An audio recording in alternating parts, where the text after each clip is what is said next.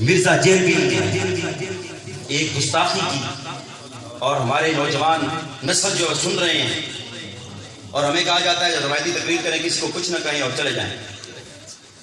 اس نے گستاخی کی اور اس کے جو بیٹھے ہوئے پیروکار ہیں جاہل بلکہ اچھل، انہوں نے بھی گستاخی کی. وہ کہنے لگے کہ تمہارا عبد القادر ایسا ہے. میں نے کہا پہلے یہ فیصلہ کر لیں صرف ہمارا ہے. حضرت سیدنا عبد القادر جیلانی رحمۃ اللہ تعالیٰ علیہ وہ سید الاولیاء ہیں.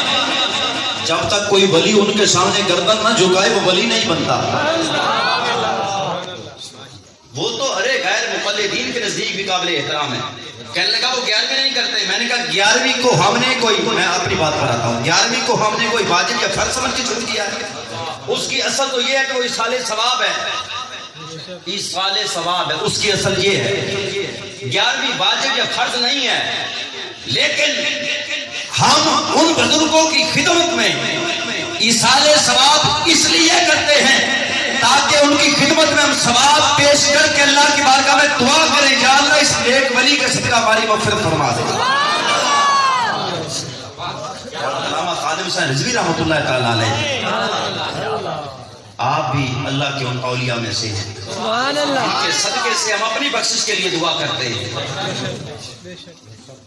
بلاد روم پر قبضہ کیا نا دقیانوس بادشاہ نے، وہ 3 یا قرآن کہتا ہے ثلاثۃ الرابعہم کلبہم، پھر فرمایا ویقولون ثلاثۃ الرابعہم کلبہم. کسی نے کہا جی وہ 3 تھے، چوتھا ان کا کتا تھا. کسی نے کہہ دیا نہیں وہ 4 تھے، 5واں ان کا کتا تھا. کسی نے کہہ دیا نہیں وہ 7 تھے، 8واں ان کا کتا تھا.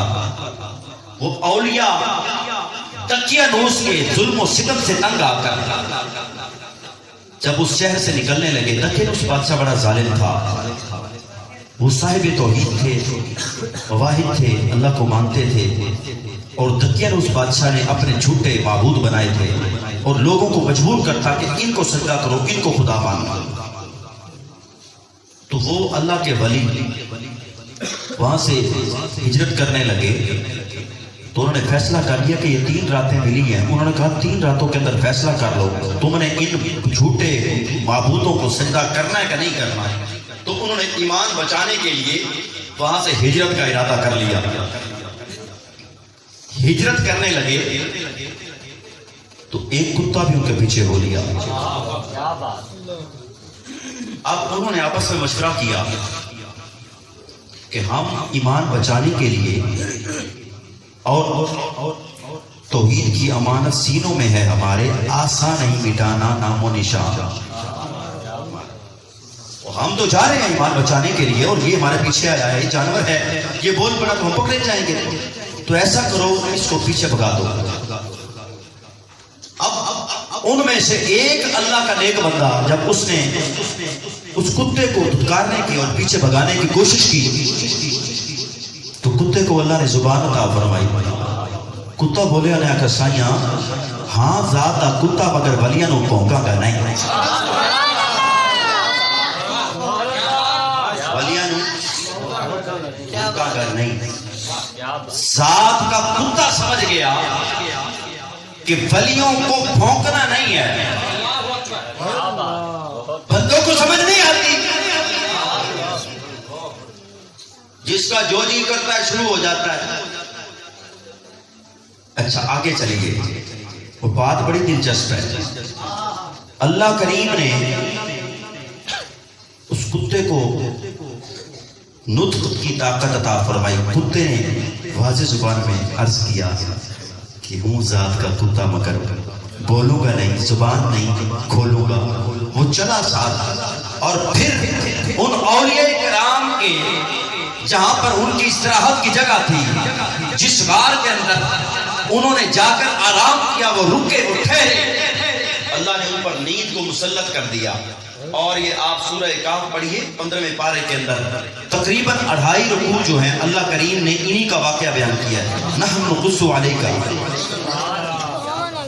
اللہ کریم نے یہ واقعہ بیان کیا. اور ہوا کیا ہے آگے سنیے. وہ کتا جا کر بیٹھ گیا اور اللہ کریم نے اس کتے کے بیٹھنے کا انداز بھی بیان کیا قرآن کے اندر. سبحان اللہ سبحان اللہ.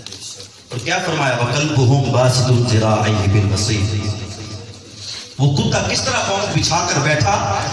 اللہ کریم نے اس کتے کے بیٹھنے کے انداز کو بھی بیان کیا. وہ کن پر پہرا دے رہا تھا؟ اب بات کو سمجھیے گا. وہ کن پر پہرا دے رہا تھا؟ اللہ کے ولیوں پر پہرا دے رہا تھا. ان پر اللہ نے نیند کو مسلط کر دیا. وہ کتا بھی پہرا دیتا رہا. اچھا کمال کی بات یہ ہے اللہ کریم نے صرف قلب نہیں فرمایا یہاں پر. وَقَلْبُهُمْ ضمیر کو ان کی طرف لوٹا دیا. فرمایا لوگوں کتا نہیں بلکہ ان کا کتا. اس نے پہرا دیا ولیوں پر. جب اس نے ولیوں پر پہرا دیا تو اللہ نے اس کتے کو یہ شان بخشی کہ قرآن کے اندر تا قیامت اس کا ذکر کیا کہ لوگ پڑھتے رہیں اور صرف چاسنا لیندے رہیں. یہ نہ سوچتے رہے باجی کتے دا واقعہ تے ولیاں دا واقعہ واہ بھائی واہ ہو گئی واہ واہ ہو گئی.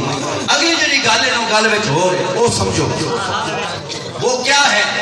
ایک کتا پہرا دیتا ہے ولیوں پر. اللہ کریم اس کا ذکر قرآن کے اندر کرتا ہے اور قیامت تک لوگ قرآن کو پڑھتے ہیں. ایک کتا پہرا دے اللہ اس کا ذکر ختم نہیں ہونے دیتا. اور جو امیر المجاہدین ساختے